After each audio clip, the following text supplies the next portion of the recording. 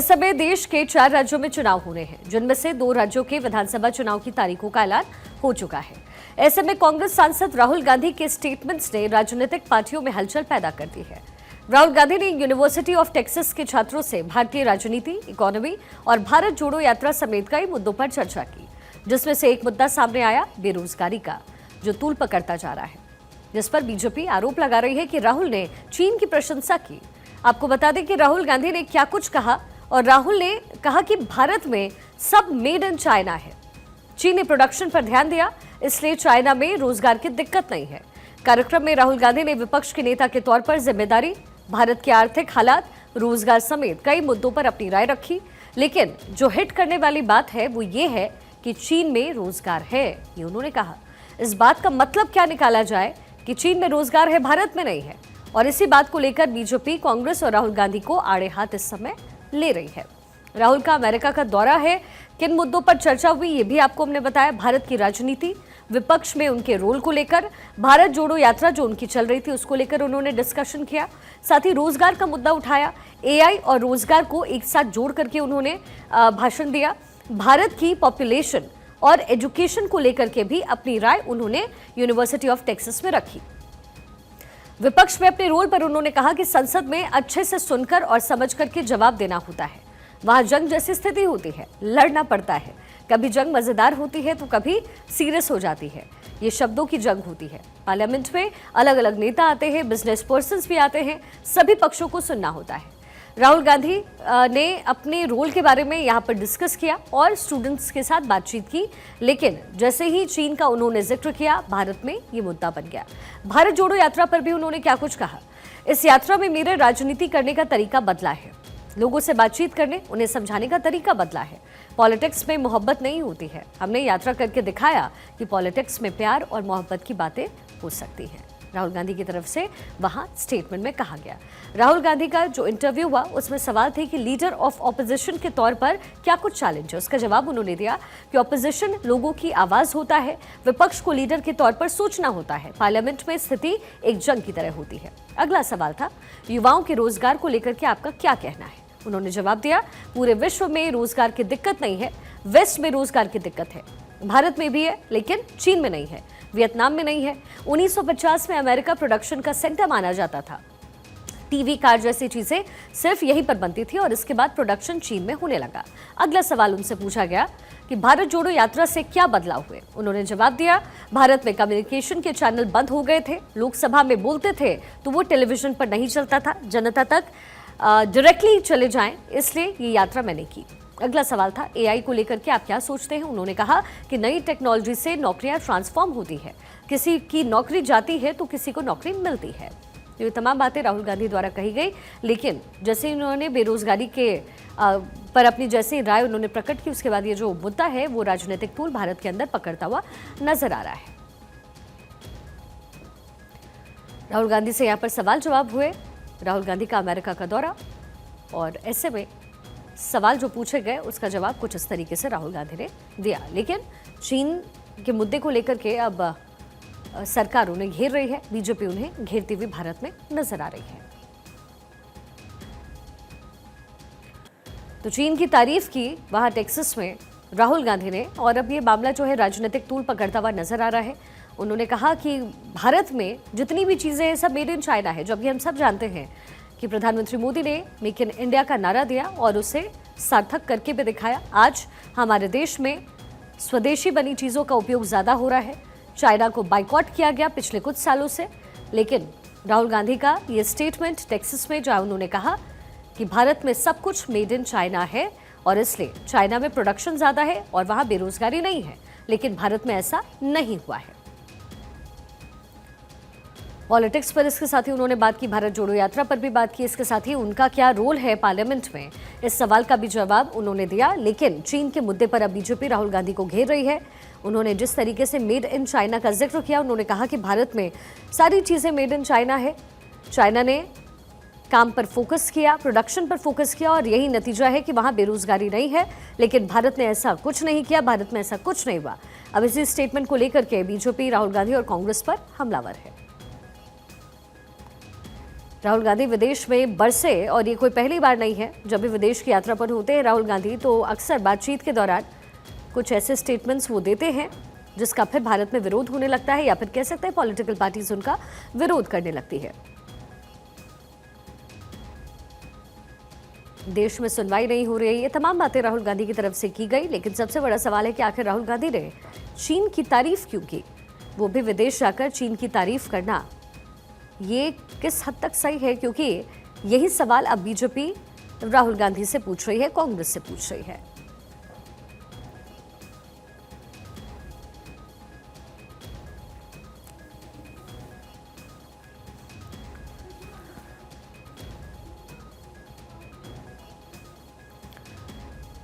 America के दौरे पर हैं राहुल गांधी। राहुल गांधी जब पहुंचे तो कुछ इस तरीके से लोगों ने वहां उनका स्वागत किया। जो कांग्रेस के लोग थे वो वहां पर मौजूद थे और उसके बाद राहुल गांधी की तरफ से वक्तव्य दिया गया। चीन के मुद्दे पर अब बीजेपी राहुल गांधी को घेर रही है, कांग्रेस को घेरती हुई नजर आ रही है।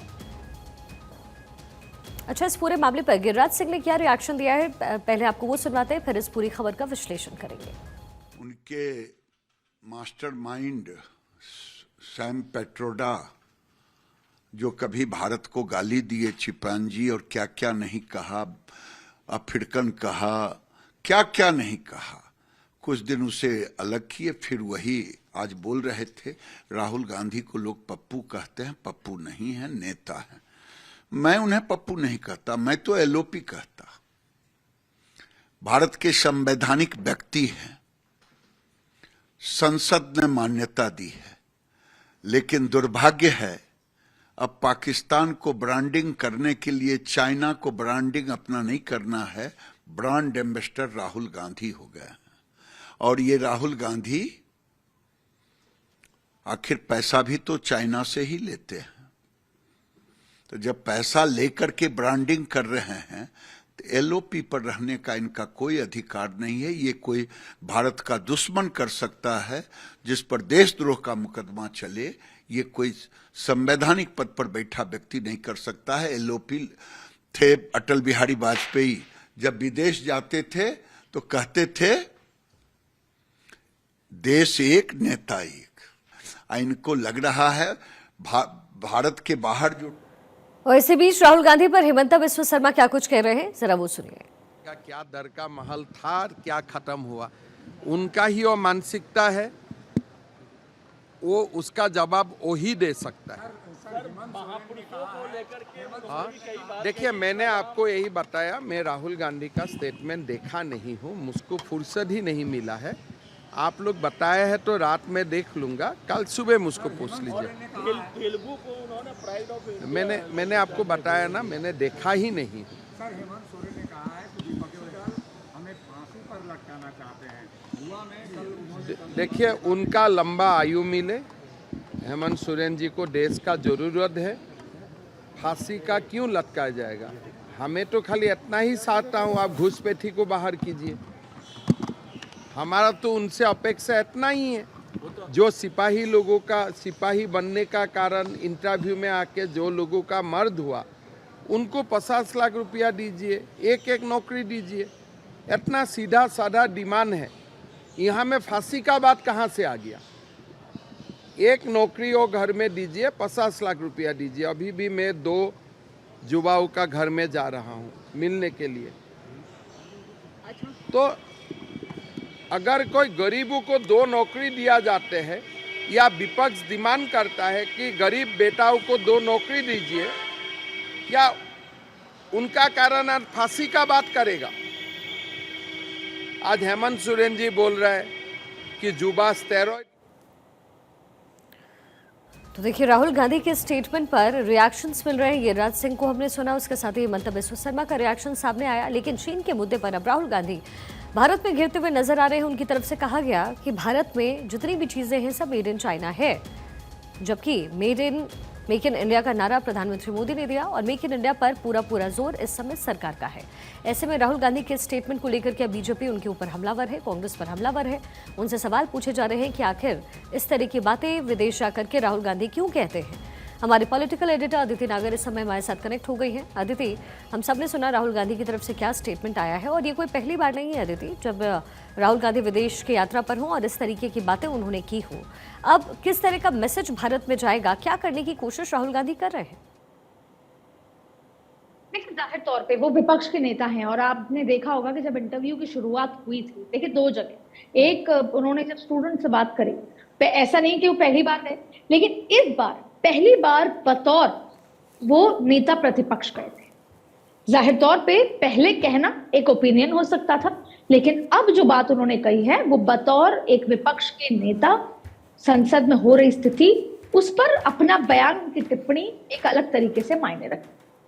अब उन्होंने 3 बड़े मुद्दे कहे। पहला, उन्होंने आरएसएस की आइडियोलॉजी एक तरफ और बाकी के देश की आइडियोलॉजी को एक तरफ बताया। एकदम ये कहा कि दोनों की आइडियोलॉजी, जो बाकी के समाज की और आरएसएस की आइडियोलॉजी, एकदम अलग है। अब वही बीजेपी जो महिला सशक्तिकरण में 27 साल बाद महिला को संसद में जीतकर आने का बिल लेकर आई है, 33% आरक्षण का, उसी को राहुल गांधी ने कहा कि आरएसएस की सोच है कि महिला घर में रहे, खाना बनाए, ज्यादा ना बोले। मैं ये मानता हूं कि बाकी कुछ हो या ना हो, लेकिन पुरुष और महिला को पहले बराबर तरीके से देखा जाए, देखा नहीं जाता। राहुल गांधी ने यह भी कहा, जब बात आई, उन्होंने तमाम मुद्दों पे बात की, लेकिन उन्होंने भारत के क्रॉस सेक्शन में पॉलिटिकल बहुत सारी ऐसे बातें कह दी जो सीधा सीधा भारतीय जनता पार्टी और आरएसएस को अटैक करती। दूसरा, उन्होंने चुनाव में एक बात कही कि जब चुनाव हुए तो चीजें साफ हो कि जिस तरीके से भारतीय जनता पार्टी संविधान को बदलना चाहती थी, संविधान पर हमला कर रही थी और लोगों ने उसे एक्सेप्ट किया। ये बात अलग है कि राहुल गांधी से कोई ये पूछे कि क्या आप सत्ता में आए। पब्लिक का एक्सेप्टेंस तब होता जब आप सत्ता में आए, पर राहुल गांधी फिर भी खुश है और वो ये कह रहे हैं कि जो जनता ने जो उनका मैंडेट कम किया, वो कहीं ना कहीं एक एक्सेप्टेंस था कि भाई संविधान पे खतरा है। दूसरा, उन्होंने एक बात कही कि जहां पर बात हो रही थी जॉब्स को लेकर, जॉब क्रिएशन को लेकर, जब जॉब क्रिएशन पे जिक्र आता है तो उन्होंने ये कहा कि ऐसा नहीं है कि पूरी दुनिया में जॉब्स नहीं, ये सोचना कि पूरी दुनिया में जॉब नहीं है इसलिए भारत में भी नहीं है या किसी यूएस में नहीं, ये सही नहीं। उन्होंने कहा ना तो यूएस में जॉब नहीं है, वेस्ट में जॉब्स की कमी है, वैसे ही भारत में कमी है। उन्होंने कहा कि वियतनाम और चाइना जैसे देश हैं जहां पर made in China, made in Bangladesh, तो उन्होंने इसी बात की चिंता जताते हुए ये बात कही कि कहीं ना कहीं भारत को प्रोडक्शन बढ़ाने और प्रोडक्शन के लिए के लिहाज से नई जॉब्स देने और जॉब्स को क्रिएट करने पर काम करना होगा। इस लिहाज से उन्होंने ये कहा कि मेड इन चाइना ज्यादातर चीजें हैं, मेड इन बांग्लादेश ज्यादातर चीजें हैं और वियतनाम में मैन्युफैक्चरर या प्रोडक्शन ज्यादा है, ना कि भारत में। तो ऐसा नहीं है कि जॉब्स नहीं है, सवाल यह है कि जॉब्स को क्रिएट करने का इंटेंशन या तरीका या आपका एक सरकार के काम करने का तरीका। ठीक इसी तरह एक सबसे बड़ी बात आई कि सब धर्म को एक साथ करके, बांट के नहीं, इसको लेकर भी उन्होंने आरएसएस और बीजेपी पर बात की। अब सवाल ये उठता है कि ये पॉलिटिकल बयान था जो आप देश से बाहर जाके कह रहे थे, या आपको ये इसलिए कहना था क्योंकि आप यहाँ नहीं कह पा रहे हैं, क्योंकि वो अक्सर ये बात कहते हैं कि मेरा माइक बंद कर दिया जाता है, लेकिन अब वो भी गलत बात हो जाएगी उनकी अगर वो ऐसा बयान देते हैं, क्योंकि इस बार संसद में जब जरूरत पड़ी तब राहुल गांधी को बतौर नेता प्रतिपक्ष को बयान देने का मौका मिला। अब ऐसे में राजनीति शुरू हो चुकी है। भारतीय जनता पार्टी, गिरिराज सिंह, तमाम नेता, आपने अभी हेमंत विश्व शर्मा से लेकर सबको ये सुनाया, उन्होंने यही कहा कि आरएसएस की आइडियोलॉजी वो समझ ही नहीं सकता जो भारत को बांटना चाहता है, जो गद्दार हो, ऐसी तमाम बातें निकल कर आई हैं। और अब अगले 5 दिन तक ये मुद्दा एक जीवंत मुद्दा रहने वाला है, ज्वलंत मुद्दा रहने वाला है। सवाल ये कि ये राजनीति के इर्द गिर्द है। हालांकि उन्होंने एआई से लेकर एआई के इस्तेमाल और जॉब्स बढ़ाने को लेकर, हमारी टेक्नोलॉजी, बदलती टेक्नोलॉजी के साथ बदलते हुए आइडियाज को लेकर तमाम ऐसे मुद्दों पर जिक्र किया है। लेकिन अगर सबसे ज्यादा कहीं ना कहीं जो भारतीय जनता पार्टी को लगा, उसमें यही कहा कि एक, चाइना में मैन्युफैक्चरिंग और जॉब ज्यादा है, यानी कहीं ना कहीं चाइना को बड़ा और भारत को छोटा दर्शाया है। दूसरा, उन्होंने कहा महिलाओं को लेकर भारतीय जनता पार्टी, आप देखिए शाम तक एक लंबी सूची देगी जिसमें शौचालय जो महिलाओं के लिए नहीं था वो नरेंद्र मोदी ने किया, स्वच्छता नरेंद्र मोदी ने किया, चूल्हे से आजादी नरेंद्र मोदी ने की, गैस दी घर घर में नरेंद्र मोदी ने किया, जनधन योजना जिसमें महिलाओं का खाता खुलता है नरेंद्र मोदी ने किया, और पिछले 10 सालों में ज्यादातर अगर आप जेन्युइनली देखेंगे तो महिला सेंट्रिक योजनाएं आई। और वजह इसकी क्या थी शिखा? वजह इसकी भले ही वोट हो, राजनीति हो, लेकिन महिलाओं के खाते खुले, महिलाओं के खाते में पैसा गया, महिलाओं के लिए आरक्षण आया। वो कब तक लागू होता है, लेकिन महिलाओं के लिए तमाम चीजें हुई। और आप संसद में भी देखें, अभी कहीं ना कहीं कोशिश होती है कि महिलाओं का रिप्रेजेंटेशन हो। फिर बात हुई कि हमने आदिवासी महिला को राष्ट्रपति बनाया। तो ऐसे तमाम फहरिस्त है। ये बात अलग है कि राहुल गांधी का ये मानना है कि आरएसएस महिलाओं को अलग तरीके से सोचती है और राहुल गांधी और कांग्रेस पार्टी अलग तरीके से ले जाना चाहती है। लबो-लुबाब ये है कि राहुल गांधी ने देश की राजनीति का एक क्रॉस सेक्शन दिखाने की कोशिश की, जिसमें भारतीय जनता पार्टी उस तरीके से देश की जनता के साथ या पिछड़ी जो कमजोर, जैसे महिलाओं को काम नहीं कर रही है जैसा उसको करना चाहिए, जॉब्स के लिए काम नहीं कर रही है जैसे सरकार को करना चाहिए, और इस तरह की एनालिसिस बात आई और अब ये राजनीति का हिस्सा बन चुका है। अब देखिए, भारतीय जनता कांग्रेस के लिए यही बड़ी बात है कि राहुल पर चर्चा हो रही है। राहुल के लिए अब आपने सैम पित्रोदा को देखा, सैम पित्रोदा ने साफ कहा कि अब, और उन्होंने आज इस शब्द का इस्तेमाल किया कि अब वो he is no more a Pappu, अब he is well read, he understands, he read subjects, he understands politics and then he gives it out.